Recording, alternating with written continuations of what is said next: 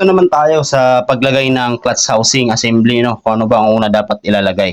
Okay, so unang-una yung ilalagay mga idol ay unang-una ay yung makapal na washer. Kasi malimit, nagkakaroon ng problema itong dalawa na to. Ayan, no? So itong dalawa na to kasi mga idol ay makapal yung isa niya, yung isa manipis. So kung alin yung pinakamakapal, yun yung una muna dito. Yan. Tapos susunod natin itong bushing. Ito yung bushing niya. Yan, lagay natin siya dito. Okay. Tapos siyempre, bago nyo siya ilagay nyo muna tong oil pump gear. So sa paglagay naman ng oil pump gear, suksok nyo lang siya, ikot-ikot lang konti. Yan, ikot-ikot lang. Tapos pasok. Yan. So napakahalaga na nagpi-play yan. Ngayon, pagka sinuksok nyo, dapat ikot-ikutin nyo. Kasi kung hindi nyo ito maikot ng baliktaran, ibig sabihin may problema yung pinaka oil pump gear assembly niya sa loob. Okay, so pag ganito, ay goods yan. Okay, so yun. Ganoon lang paglagay ng mga idol. Tapos nilagay na natin yung bushing. So susunod na natin itong pinaka clutch housing niya. Okay, so lagay natin yung pinaka clutch housing. So sa clutch housing naman mga idol, ikot-ikot lang din to. Ayan. Okay, so ikot-ikot lang din yan. Okay, so yan. Kagaya niya, nakashoot na siya.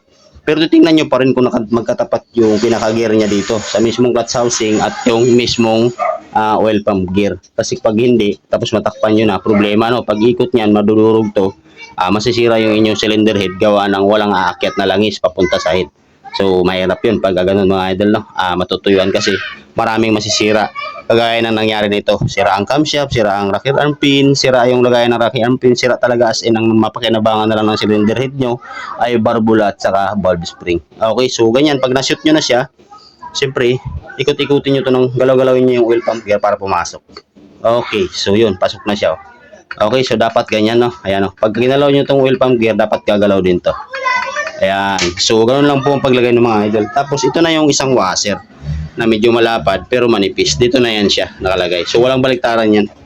Tapos susunod nyo na itong clutch hub, clutch wheel, clutch lining. Okay, so ganyan lang paglagay niyan mga idol. No? So dire-diretso lang siya dito. Okay. So sana nakabigay ng idea dun sa iba para yan, no?